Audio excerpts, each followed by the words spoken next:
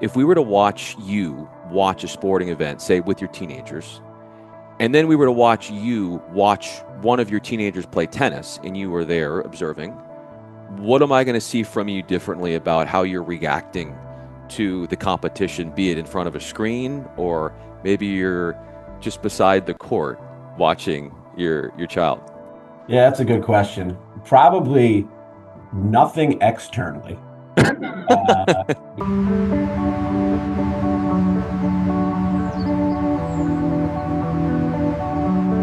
It is a long time coming. We get Mike Perman on the Sports Media with a Human Touch podcast. I'm Bryan Fenley. Mike is currently doing big things over at the CW Network as Senior Vice President of Sports, and he joins me for a conversation to look at what the network is all about and what they are doing, what they have done, and a little bit of an introspection on Mike's career as well. Mike, thanks so much for being a part of this. Thanks for having me. Sorry it's taken so long, but glad to be here. What is it like trying to fill your schedule? Because there are so many meetings and there's so much to do. What is a day-to-day look at your life and all that you're trying to jam-pack in a 24/7 cycle? Yeah, I think, as you and I have spoken before, we're trying to be strategic in what we're doing from a sports perspective. At the CW, sports has become basically the, top priority for the company. And so we have deals with the Xfinity Series and WWE, NXT, and Pac-12 and AVP and PBR and PBA. So we're trying to figure out, what do those schedules look like? What can we do from a lead in, lead out perspective to drive ratings growth? And then at the same time, look at what else is out there from top tier properties to emerging properties and what would fit into our schedule, but also help us generate revenue. So we spend a lot of time talking about what our strategy is and what it looks like years down the road.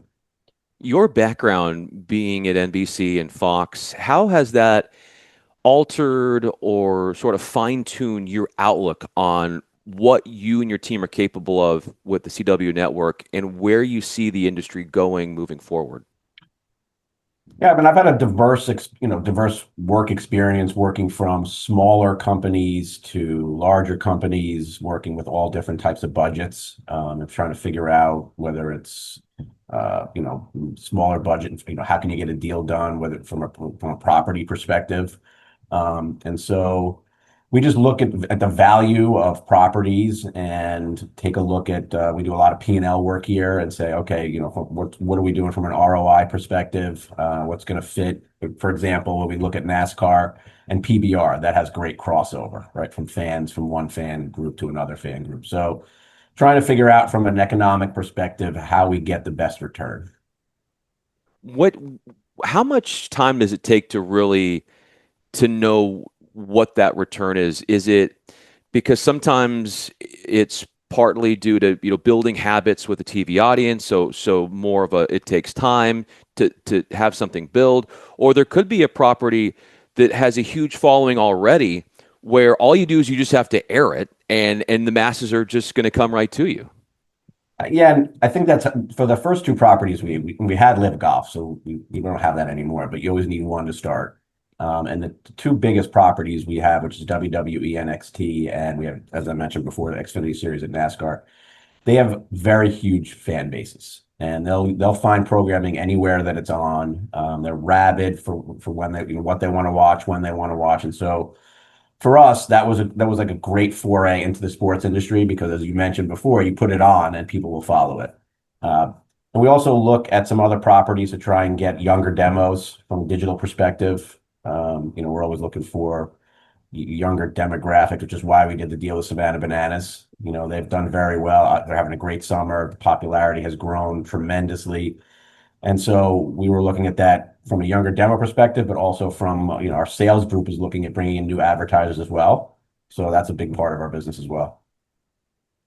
When do you feel like something has the potential and it just needs time? Or when something is like, okay, maybe this works, maybe it doesn't, but we need to make a decision on this rather quick, as if to say, when do you, as an executive, exude patience? And where does that come out the most in your line of work and what you do on a day-to-day basis? Yeah, I think when things have potential, there's a couple of things. You look at the properties and you say, okay, they're in its infancy, and we think 3 to 5 years from now here it's going to be at X. But the other thing is, if we're going to make an investment in sports properties, we want to show it some love. Like we don't want to just get a property and not promote it, and it just we put it on and then it just nobody finds it. So for example, with the Savannah Bananas, we saw the potential in that. We wrapped a NASCAR car in the Savannah Bananas yellow, and their logo was all over it. We had the driver, Matt DiBenedetto, driving in a car. He was in the yellow suit.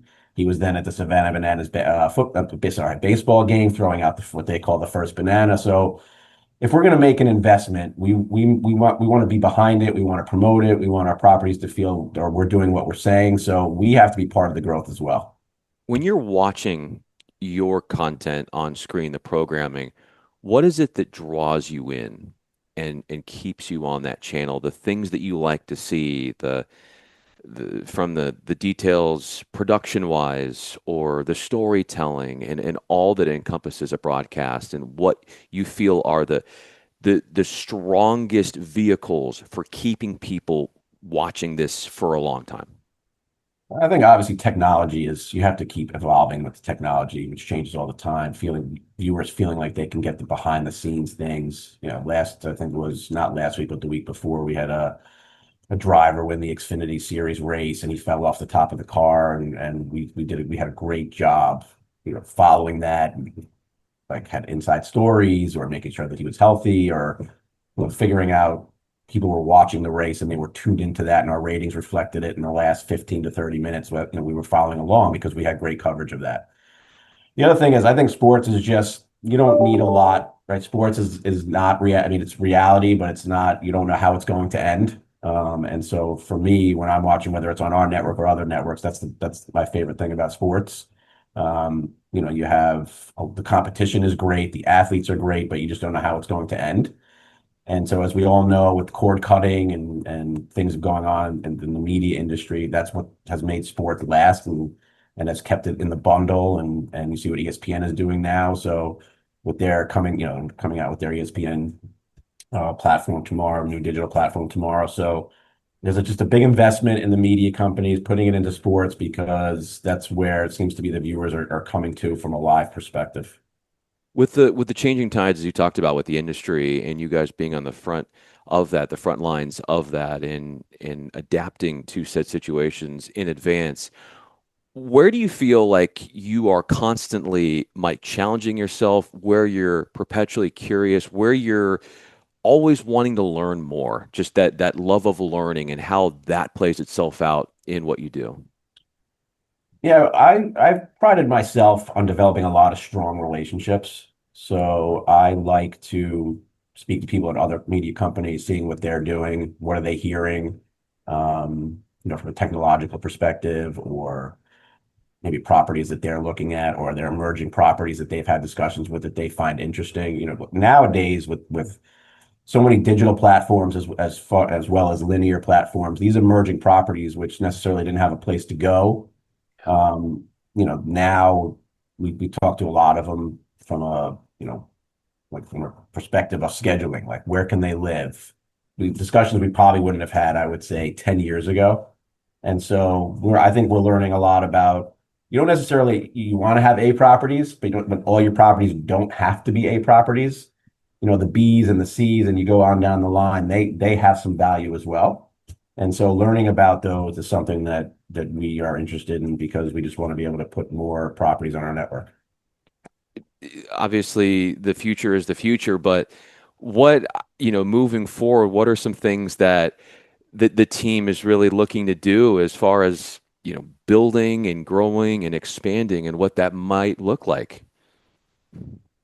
But so as we mentioned before, we have the Pac-12 for 2025, and we're talking to some other conferences about trying to get, further into the college sports landscape. And so there's that. And we're trying to get to a point when the core four sports properties are available. So the next time when the NHL rights are up, we want to be looked at they look at our network and say, okay, they have X, Y, and Z, and they're a real player in the sports industry, and we have discussions with them, and they can see the NHL on our network. So It's about just aligning with growth potential, but also so when there's a core property that we were looking at, that they look at us as the same way and feel like there may be a deal we can do together. Aside from your work in the industry, what kind of sports fan are you from a sitting down on the couch and your habits standpoint? Like getting inside of the, I'm sure what a lot of what your team is doing is trying to get into the minds of what's going to lure people in, as we've been talking about in this conversation. But you specifically, what are your sports TV watching habits, and how have they maybe changed since since when you first got in the industry and to where you are now? Well, I would say a lot of my habits also come from having teenagers. Yes. So, my son was as a high school tennis player, so I've gotten way more into tennis than I used to. We also, love the behind the scenes shows like the Cowboy show that came out today it's coming out today on Netflix, or the SEC show, things of that nature. I'm a big fan of those types of docuseries. And from a sports perspective, I basically watch everything. We're big NHL fans. Obviously, everybody's watching the NFL and NBA and Major League Baseball. So anything that's on, I watch. Obviously, we have NASCAR, so I'm a NASCAR fan and things like that. But I would say overall, for the most part, I'm really, to repeat myself, really into like the docuseries stuff. I find that really interesting. The golf show that was on Netflix, Full Swing, and then they had tennis, and then I love the Drive to Survive show, and I'm not a huge F1 fan. I don't really sit around and watch a ton of races, but I love that show. So anytime that comes out, I pretty much will watch anything. I want to leave you with this last one. Mike Perman is with me. I'm Bryan Fenley. If we were to watch you watch a sporting event, say with your teenagers, and then we were to watch you watch one of your teenagers play tennis, and you were there observing, what am I going to see from you differently about how you're reacting to the competition, be it in front of a screen or maybe you're just beside the court watching your child? Yeah, that's a good question. Probably nothing externally. I Yeah. unless I'm a big New York Rangers fan, so like when something happens with them, that's when I basically jump off the couch, or especially during the playoffs. But other than that, I'm a pretty calm sports watcher. But when it comes to the kids, they don't want to see me be demonstrative and those things. So I am that way internally, but I try and be calm on the outside when I'm watching them. But it's both nerve-wracking in different ways. Well, you are calmly navigating this incredible growth of the CW network and more to come. Senior Vice President of Sports there, Mike Perman. I'm Bryan Fenley. Mike, thanks so much for a snapshot on what you're doing, what you're planning on doing, and the experiences of your past and how that's impacted the mindset of you as an executive today. Thanks, Brian. Appreciate you having me and enjoyed the conversation.